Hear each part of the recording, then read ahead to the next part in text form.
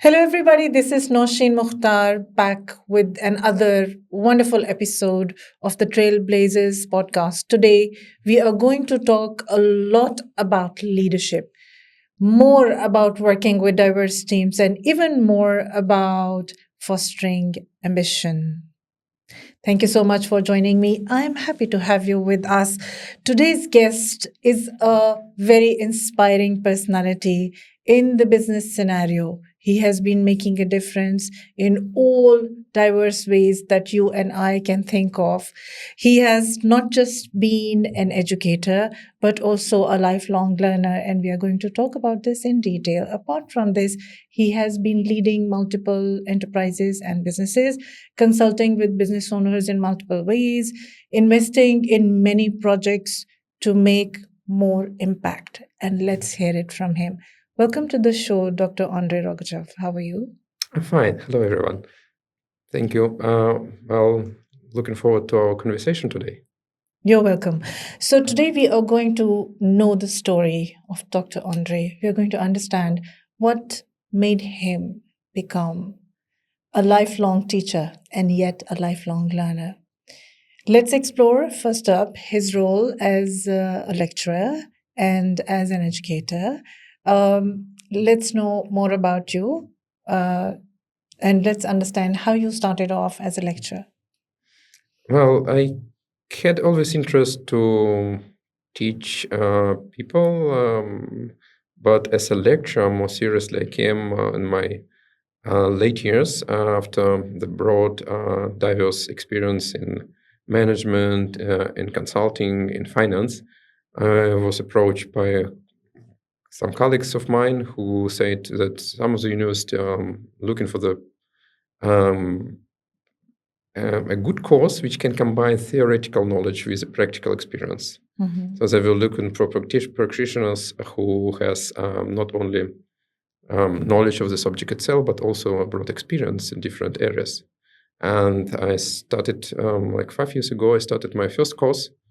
Then I got a positive feedback, and as you said, I'm still learning. And for me, also teaching is a two-way road. So I give my knowledge, I share my experience with the students, but at the same time, the young generation gives me some insights how to understand them better, how to navigate in the recent world with all new elements of the progress like artificial intelligence, smartphones, smart homes, or whatever.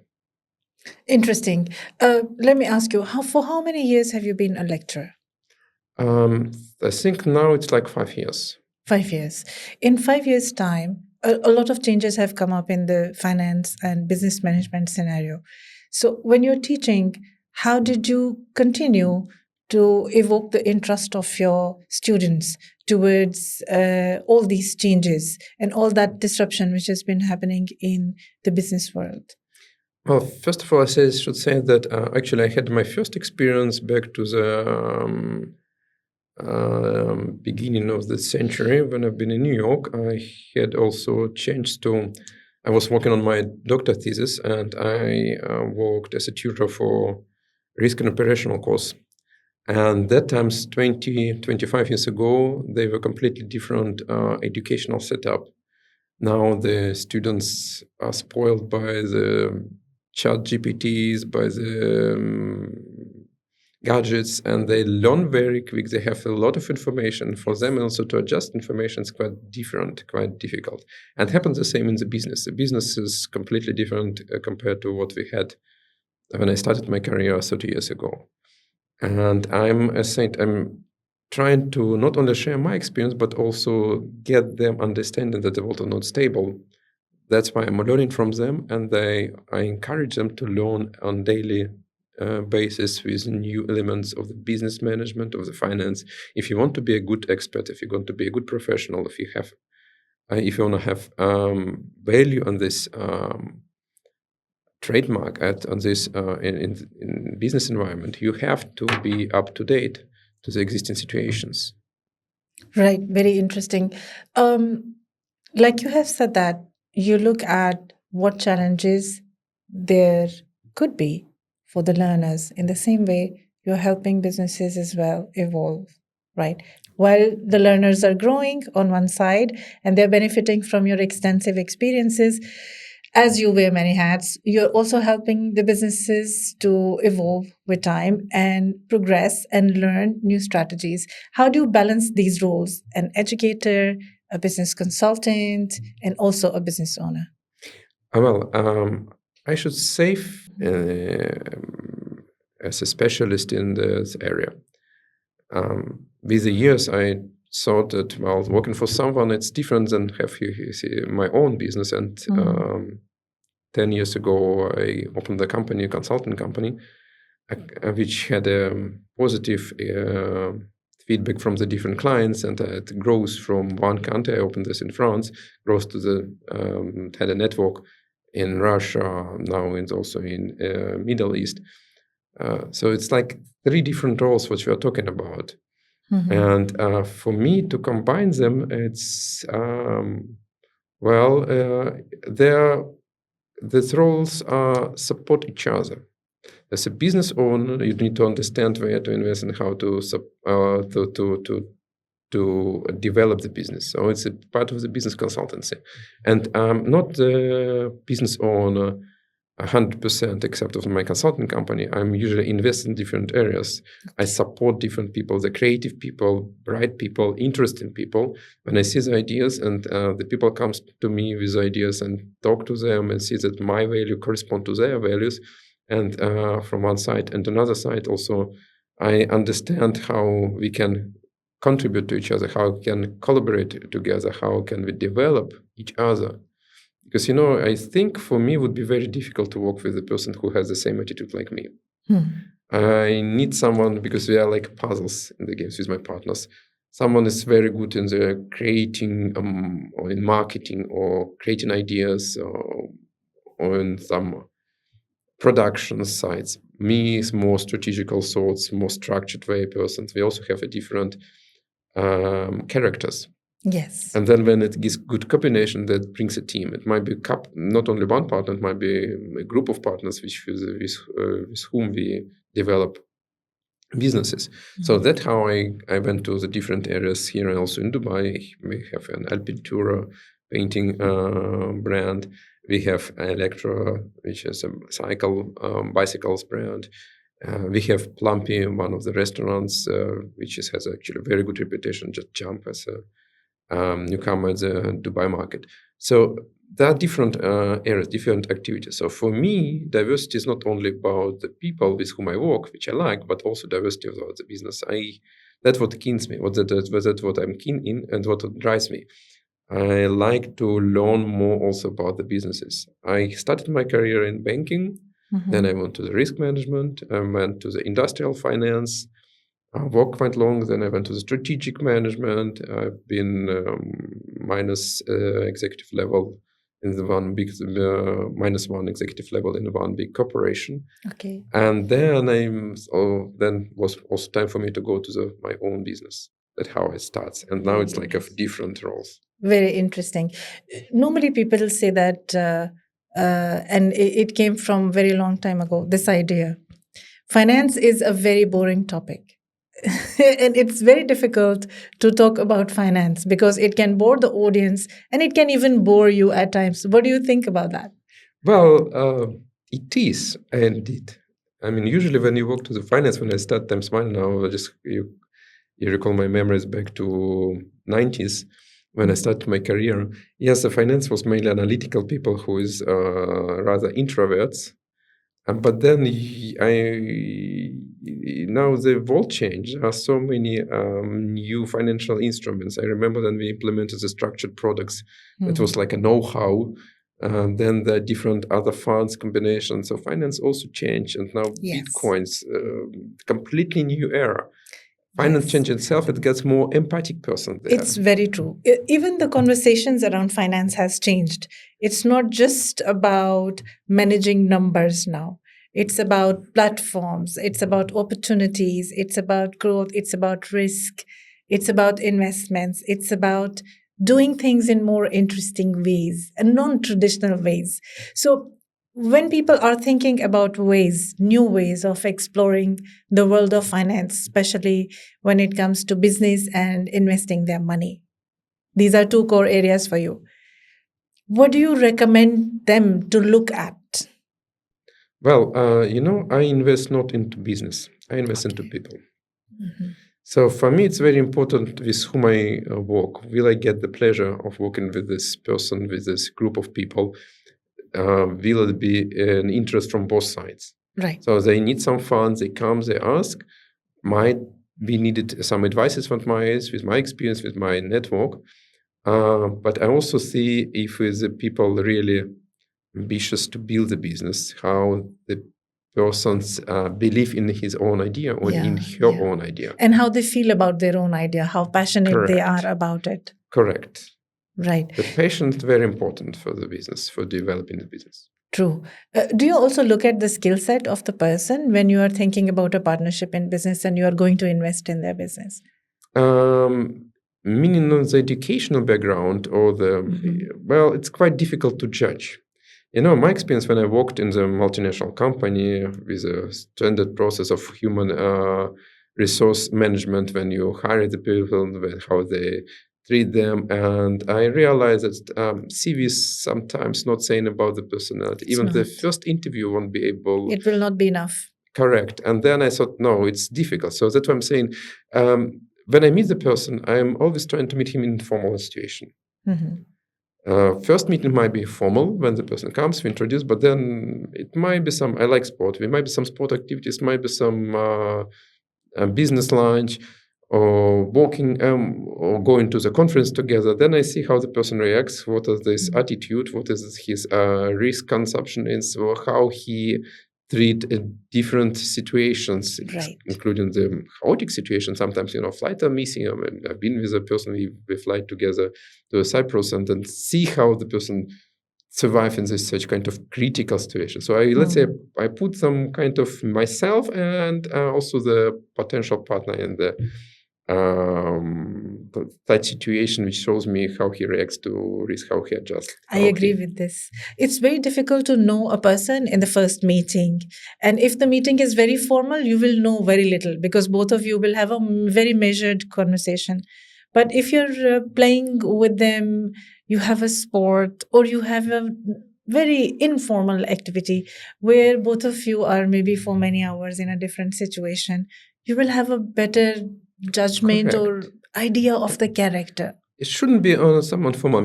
I have recently, I'm just starting a new business. Wouldn't say at the moment which one, but this person with whom I'm going to work together, and we are going to create interesting products in Dubai, Abu Dhabi, and I hope in Riyadh.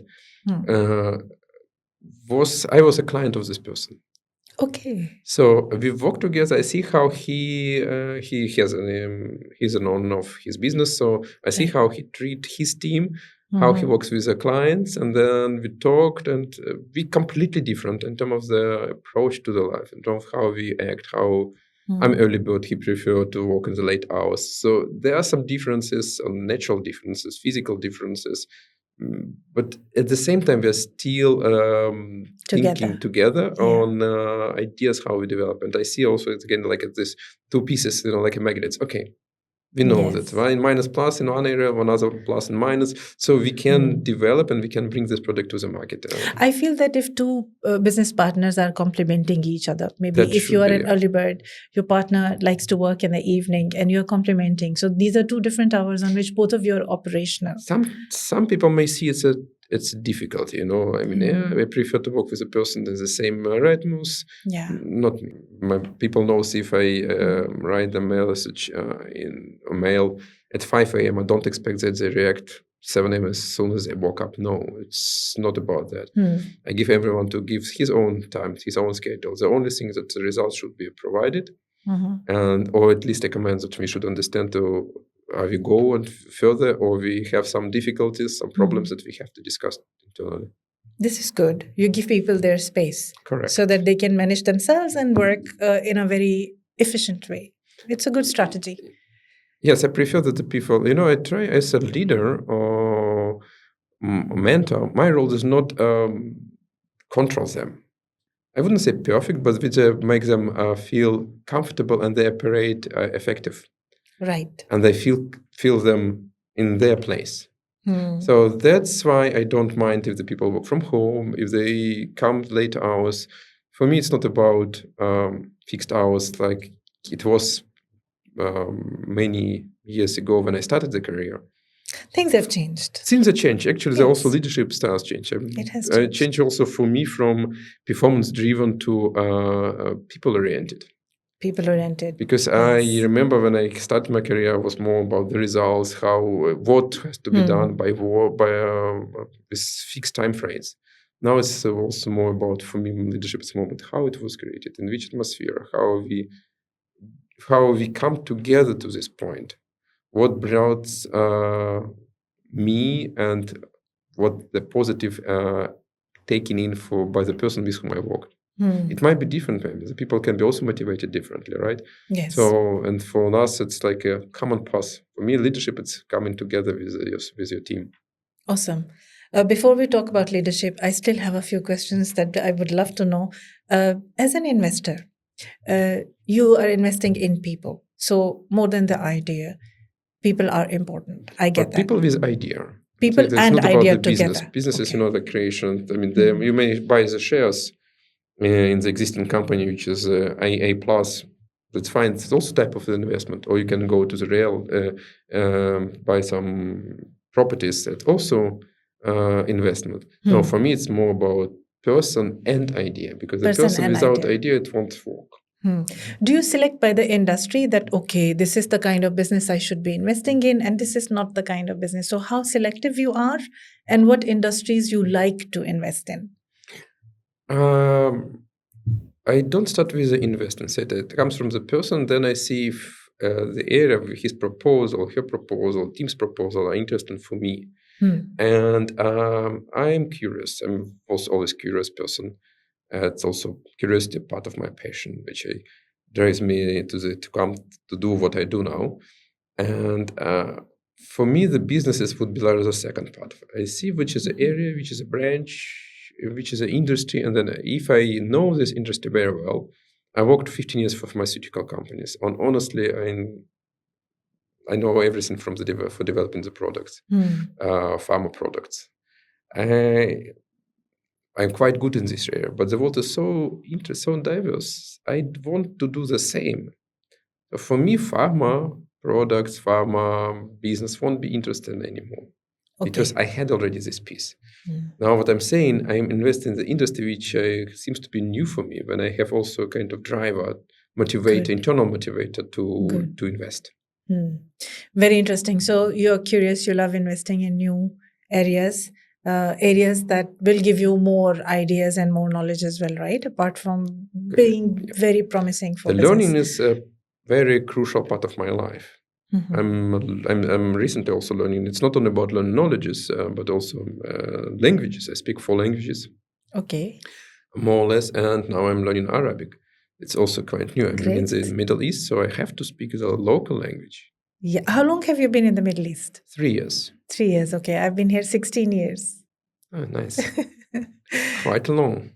Quite some time. Yes. Yes. So I'd like to know, apart from the business projects, the type of people who are the right people and the type of industry, what other areas do you look at before deciding to invest in a business? I look on the very rapidly developing areas. Okay. Yeah, I see also potential. It might be also interesting to, like at the moment, I have some projects in the developing artificial intelligence, using the artificial intelligence in medical also area. Right. And for me, it's also not only, as you say, these 3 areas bring, but also what recent economic environments are says, where I see might be interesting, might be something comes up. I'd say fintech is a good area. Yeah. It is. This being said, have you been consulting with various fintech companies in quite recently? Because I feel there is a lot of fintech boom in the market these days. All these new applications are coming up. And of course, while the new things are coming up, the risk for businesses could be higher. So as a business risk management consultant, I'd like to know, have you been working with fintech companies? How do you advise these companies to be more risk ready? And how do you advise the businesses who become the client of these new products in fintech to be risk ready? Well, let's start with a team who Yes. developed the application, who is in fintech business. I'm always, when they started, I'm mainly, almost all of whom I know, they're young people and they're very impatient. Yes. The new generation, I judge on my kids, they listen the messages in the double speed, and which is not like a little okay. Was it a Yes. message? So for me, it's quite difficult to adjust and understand, but they adjust, they understand it. So the people, the junior generations, they are more impatient. So my first advice is be patient. Okay. That every result has some time. You need to cook it. You need to have time. You can, and then also you should not press them, because sometimes if you rush things up, and might even burn them. If you cook a chicken, you can put the chicken on the 900 degrees in the oven for 1 hour. It will burn. Yes. But then you can keep it for the 300 degrees and keep it for 2-3 hours. Everything has to have its due course. Then will be a masterpiece. Yes. Very delicious. That's what I'm also saying. Just wait. And also don't push them. I don't press them. That's a good advice. I'm sure they can make use of it. Well, see. Yes. Sometimes, the fintech area is also very vulnerable. It's not stable. So my BO is so very lot of collapse. And I'm also saying that if there is something, when you fall down, use as a chance. Yes. Knowledge, next level. Okay, adjust something or better ideas. Don't ruin yourself. If something I wasn't successful. I had a lot of failure, but without failure, I wouldn't have progress. True. If I would be, I would love to have the life. No, I wouldn't love. Actually, I like to be risky, but it would be nice to have just only the path which grows. No, my career went up and down, but only thing that it goes up, down, up, down, up. That helps me to stay on that level where I am. I love that. True. Thank and you. I agree Thank with you. this. Yes, so I've been a risk taker as well throughout my life. When I started my new life in Dubai, I will not say it was easy. The first challenge was the vacuum. I felt that as if someone has thrown me in vacuum and there's nobody around me. So I found it hard to deal with the kind of social loneliness I had. Despite the fact that I was working from day one, I immediately got a job when I came here. But there was a big vacuum. Even the people at work, I could not relate to. And that had its toll on me. I was sad. I was feeling an absence of direction, though I was employed. And then when you go into a new place in a new country where you do not know anyone and you are away from your own family, there are many other challenges as well. So it's very difficult to adjust. Coming back to this, when a new business owner takes the risks of launching business, they are also thrown into sort of a vacuum where they might have some calculation of what will happen to them, but there will be loneliness. There will be quiet, a lot of quiet. They might not get large number of clients immediately as expected. How to deal with this part of the risk in business when you're launching in a new environment? We talked about new fintech. We talk about new environment for a business. Well, first of all, your situation echoing to my personal experience very much. I grew up in Siberia. I graduated from university there, and then I started to move. I've been in Europe, I've been in Africa, in Asia, in North America. Now I'm in Middle East. And whenever you come, you feel yourself, when you start something new, it's completely different, a new environment. That's actually probably one of the reasons why I become cosmopolites in terms of adjusting different cultures easily. But each beginning difficult, and even each start, it's hard. And then you have to deal with that. Also mentally and personally and psychologically. And for my partners, particularly for those who start the business, I'm always, with my experience and my age, I'm ready to give them a shoulder. than Yes. kind of As a mentor. as a mentor, as a person who can guide them and say, okay, no, we can survive. We can survive this situation. We can go through that obstacles. It's not a problem. But to everyone who is listening to us, I would recommend to stay calm in each situation and believe in yourself and your ideas. That brings you to the point in the future, even if you don't see it in the moment, if you don't see right now that might be outcomes. I'm recently also started, like 1 year ago, I started my Telegram channel. Okay. And also published a motivation reels on TikTok. That ideas came to me from my kids. And when when I started, it was to me a bit shock. It's new. What I'm doing? I'm almost 50, well, 40s plus, but still, I'm in the age like my teenager kids doing these shorts on YouTube, so reels. But now it works. I mean, the people, I have, I think, more than 10,000 followers on the TikTok. The people, and interesting points through also like Instagram. I found 2 clients who just approached me, very nice Middle East guys who developing their businesses, and said, I mean, diverse person, a funny, mature gentlemen who do motivation talks and also support them, encourage. This is very interesting. So, as a content, now this is a new hat. That's what I want to say. That for me at that time, it was also a risk. What I'm doing, right? Yes. I feel me lonely when I came here. And that was one of the starts. Okay, when I'm here, my family didn't move yet. I'm already just operating the business. Actually, I come here on invitation and an expert to lead holding activities and the investment holding activities to diverse our business from Europe to Middle East and further in the region. So for me, it was kind of what you said, new start, vacuum, and that one of idea how I started to put it shorts together, the reels together, so small videos. Yes, this is very interesting. How do you feel when you are creating that content? Because sometimes it's difficult. You feel like you're talking to yourself. You're just looking in the camera and you're talking. I had to learn it. I had to learn how to talk to the camera. I'm still learning. I mean, my son is a big critics of all and everything what I do. And at the same time, he's a fan. I mean, he has a YouTube channel where he republish my stories, my posts from Instagram and Telegram channel. Right. But for me, it's also okay. I'm okay. I need to learn a lot how to be a blogger. It's not really a blogger, what I'm saying, but it's more sharing my philosophy, my perception, my patience with a people, not only who knows me, but broadly. There are probably some other people who exactly needs to understand how to feel themselves comfortable in the new environment like fintech or in startup environments. For a lot of young people, it's quite challenging to start. I know a couple of persons who can develop a great business or can have great business, but they're afraid, to make the first step. And the first step is very difficult. Yes. So how to overcome the fear of failure? Because they are afraid actually of failing. And that's why it's difficult for them to decide their first step.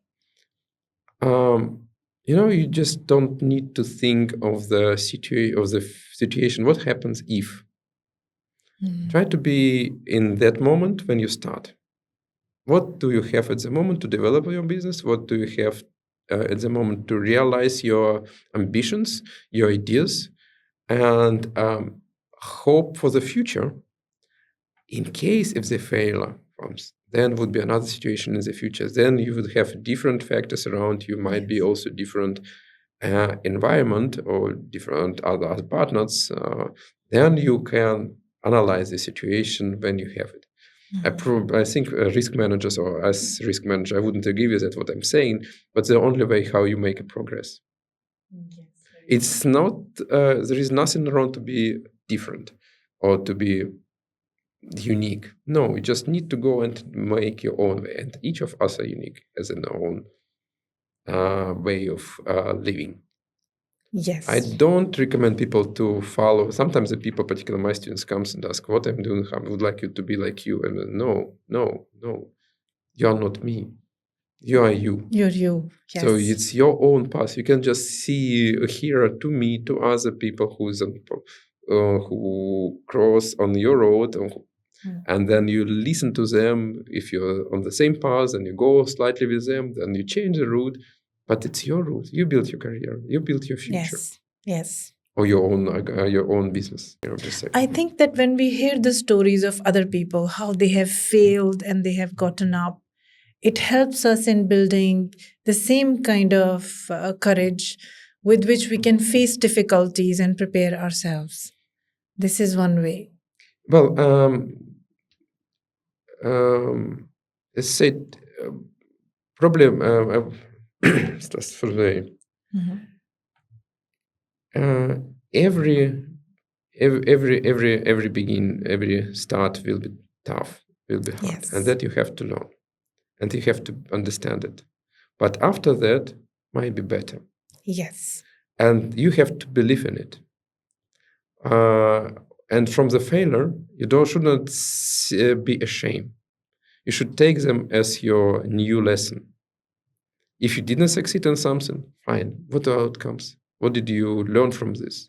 How you can be on the next level of you, or probably, something what you try, it's not your path. It's not your way to go. It's always need to be brave to say, no, I was wrong. I changed my mind and I decided to go this way. I tried 2-3 years, it did not work. And I found that because you also develop through these years. You may have a different interest, some to be on the other point. Then you also think, okay, what is now what drives me? But as long as you do everything what you like, then you're fine. You have to love what you do. Of course. And for me, love should exist everywhere. I'm just in the personal life, in your business, in your study. My daughter, I have 4 kids. 2 of them already doing university, and 2 others, they are still in the high schools. Well, my daughter had a first year at the university. She decided to study international law at the university where the program is dual. It's a duolingual program, French, German, and some of the courses are in English. Very tough. So it means, imagine, you have exams in 3 languages. Yes. And the first year was awful. I thought that he will fall down. But I always believed in her and said, no, we can do it. Even she wants to stop. She wants to break many times. But I say here, no. We already there 1 year. Let's try. Let's do. So she didn't succeed with the exams for the first line exams. She just failed in many subjects. So she need to redo them during the summer period. And when she did it in September, she had the last exam. So the first year, she was one of the top. Awesome. And then I said, you see? And now she's happy. When I talk to her completely, she's in 2nd year, and she loves what she does. And at the beginning, the first year, she says, Papa, it's not international law. I don't know what I'm going to do. Avocado. I don't know what to do. I don't want to be in the European Parliament to work. I don't know. She was lost. And then actually for the young people, it's very important to have someone, parent, coach, mentor, who helps them to go through the path, to motivate them, to give them power to believe in themselves. This is amazing. And that's what we faced. I'm really proud of all my kids. They go through this path different ways, but each of them, I hope, will be successful. And I hope also the people who are doing their business, who start their business, they will be also successful. There are so many challenges. There are so many chances in the business environment to develop yourself and your project. You are a mentor, you are a business owner, you're an investor, you're consulting with businesses, you're advising them on managing risks, and you're advising people also on managing risks. There are so many people in your life, so many of them. There are your family members, immediate family members. There are your distant family members. There are your colleagues. There are the teams that you have invested in. There are teams that you have consulted with. How do you manage this much of diversity? Through my own example. When the people see how you're motivated, how your empathic is, that helps them to believe in themselves. And for me, well, sometimes I'm human. I'm not a robot. Yes. So sometimes I get tired. I get exhausted. But there are always some hidden tricks which not hidden because I share them more brightly. So during the day, I do a lot of sport, which helps me to give me motivation, to give me energy to go through these challenges. But also there are some moments when I say, okay, now I have enough. I mean, my head stops thinking, my brain lost, my mind blocked. I need a break, and I go to mountains. Oh, I like mountains. it's a favorite with me. So I've been in Kilimanjaro, I've been in Elbrus, or Tubkal. I recently went to Azerbaijan with my son. We decided that we want to. He moved here to Dubai this year. Started also new school, new environment for him was also tough. And during his midterm break, we said, okay, we need to go somewhere. We just randomly selected a place where none of us was before, no, and then we said, okay, we go there hiking. There are so many trails, there are some mountains, and we spent amazing week there and recharge our batteries. Excellent. That was also how to help me to manage all these activities which I do. Yes, we have to recharge ourselves. Absolutely. Otherwise, we will burn out. Absolutely, yeah. Yes. Who has been your mentor? You're so many people's mentor. Now we want to know who has been your mentor. Well, my partners, my life partner, she's amazing, supporting me and believing in everything what I'm doing. Also, my partners with whom I have a business, for whom I worked before, and amazing people around me. And I'm actually a very lucky person that my environment consists of the great personalities. Each of them have weaknesses, but also strengths. And I learn from them in these areas where I started to meditate 5 years ago from one person who practicing this London said, okay, let me try. And that actually helped me. I was more emotional. 5-10 years ago, I was a very emotional person, reacting differently. Now I calmed. And that also helped me to develop, to change myself. So my mentors are those people who are around me. And probably some of them don't even know. Some of them knows. I have some good friends who knows that I need to meet them. I'm going to recharge my battery to get their energy, their positive attitudes. And the same I share. If they have some difficulties, I see that, okay, then I'm sincerely interested in what happened by them, or interested in the subjects which they have. So then how it goes, the process, the flow, the energy flows from one person to another. Amazing. I want to know, you started very, very long time. Yes. So did you foresee that you will become this person that you are today? Absolutely not. No, I didn't believe that I would be. I mean, first of all, I started my first experience in Russia when I graduated from university, and I didn't even thought that time, because it's time of the Soviet Union collapse, closed borders, and I didn't know that I will have a chance to go abroad at all. But then I got a chance, and my first job was in Switzerland. I went there, flew there for my first international position. So when I started, I was financial analyst, and that time I wouldn't believe that I would be a leader or have a cross-cultural person, being a cross-cultural person, able to speak different languages. No, not at all. I had difficulties with English that time. But then in Switzerland, I went to this German-speaking part. After I went to Germany, that was my second language. I speak German, and also was absolutely. I would not say no, but I was always open. For me, my curiosity is one of my driver, and I was open to the different environment, different people, different challenges. And when I felt that there is a chance which attracts me at that moment, when I had a chance to move from finance analytics to risk management, I use it, and from risk management to industrial finance, then from industrial finance to general management. That's how it grows and develops. And each of these areas, they brought some new insights. It also helped me to go through different countries, locations, and regions. Very interesting. What is the best quality of a risk managing professional? Mhm. when you are in risk management? What is one quality you would direly need? Structure and analytics. Mhm. You have to have a structural way of understanding the risks, because the risks are not.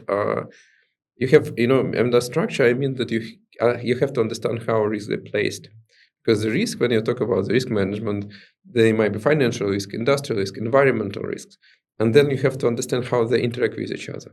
You can't focus only on one risk. There are financial risk even causes. No, but as a risk manager, particularly in the big organization, you have to consider all parts. So you have to have structure in your mind how to deal with the risk. Also, particular risk, you need to understand how to identify, how to mitigate, what will be the consequence. That's very important. And then analytical. You need have to have an analytical mindset to understand, to be able to analyze them. That's the purpose of the risk management, to help people to, I wouldn't say, well, to mitigate risk, but not to avoid. Probably to turn risk in your favor. That's also possible. I had some situation in my life when the risk was considered. When I had a case in the Italy, was it when the local affiliate of the company where I work for dealt a problem with supplies, so they want to cut the costs. But then, when I came there as a risk manager, risk internal auditor, we analyze the situation and we turn the situation with the suppliers from creating the network. And the suppliers starts to be not our enemies, they start to be part of our business. Part of our business process. It's not a business, part of our business process. And then you see, it was a risk. We don't supply. We have real big issues with supplies. It's a key risk for our production cycle. And then it turns to be contributor to our production cycle.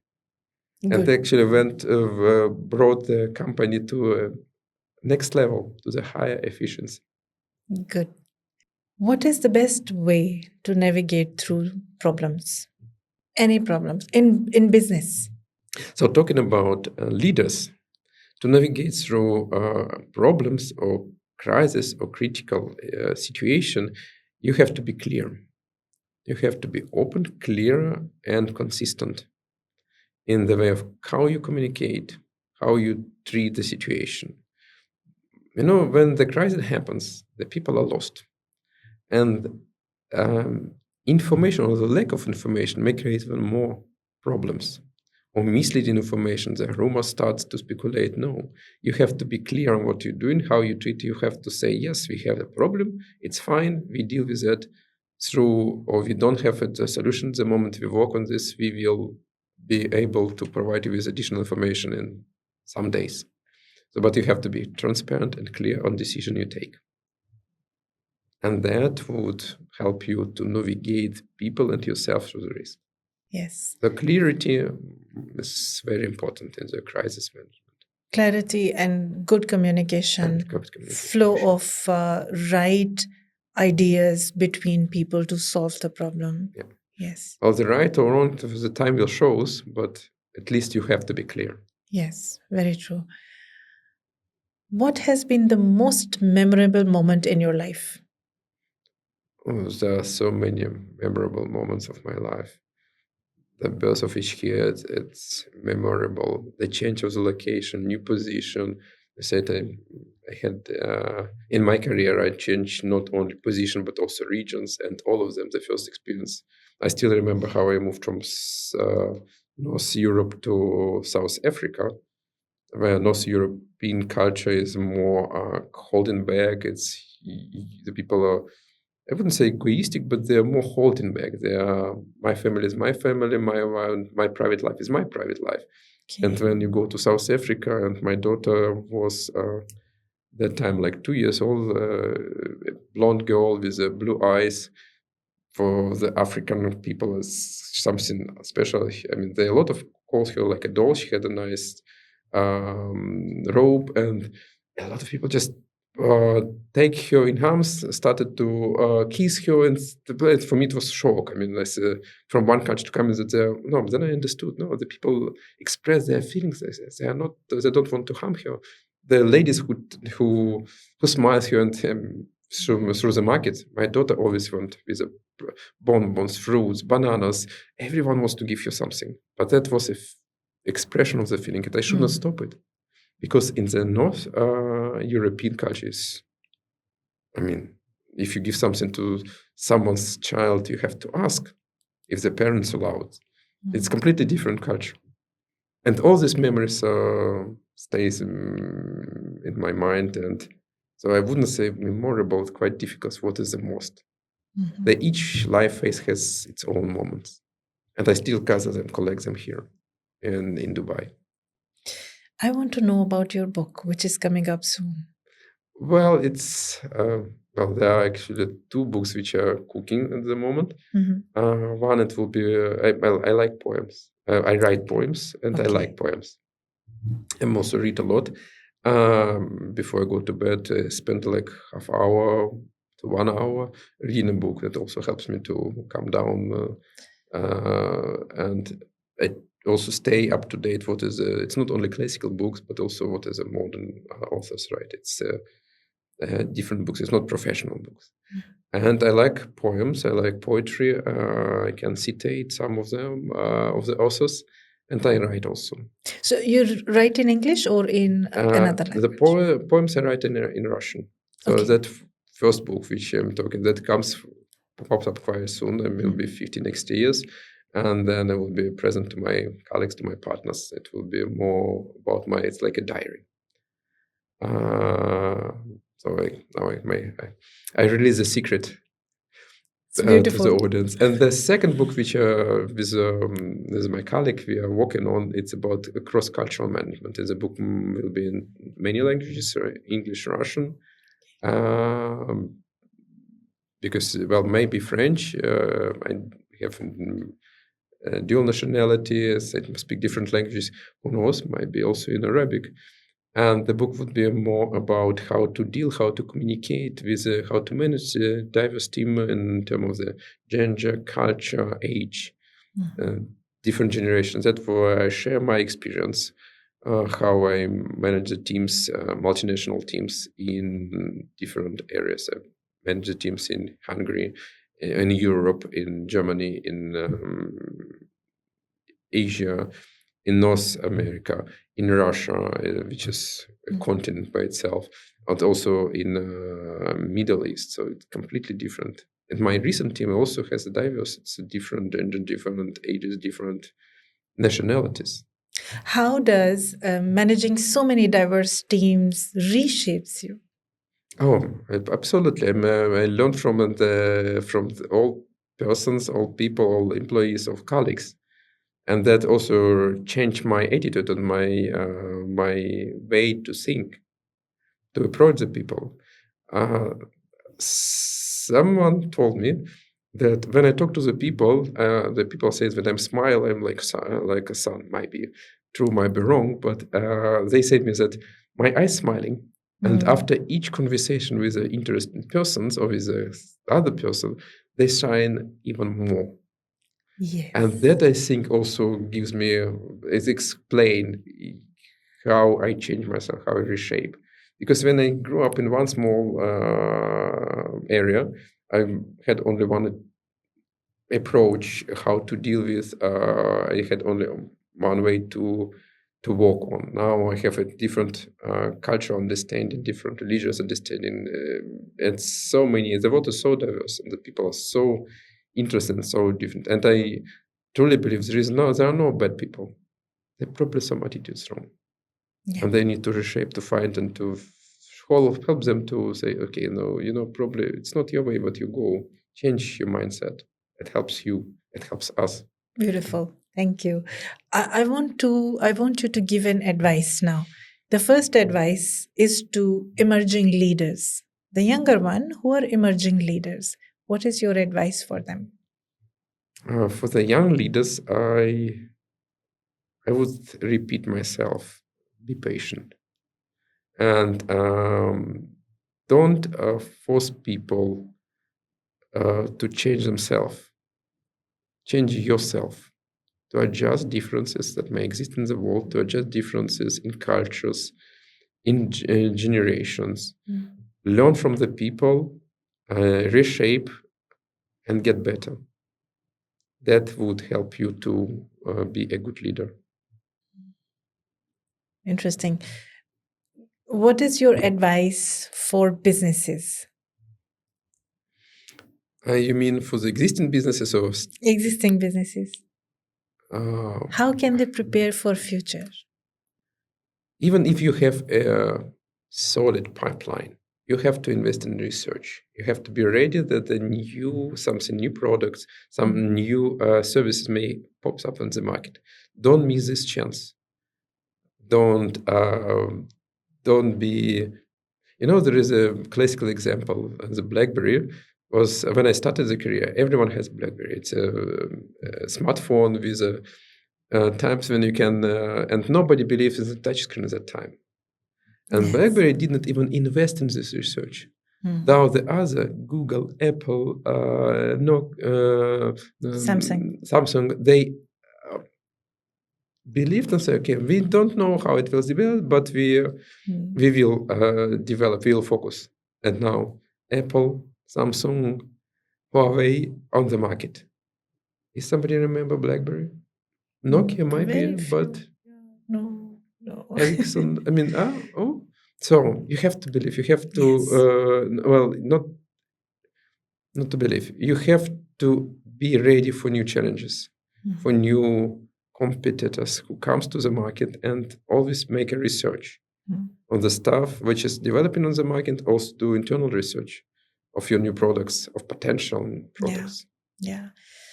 If you have to give one advice to your younger self, what would you say? Don't give up. Believe in yourself. Awesome. Yes, that's a powerful message. Never give up.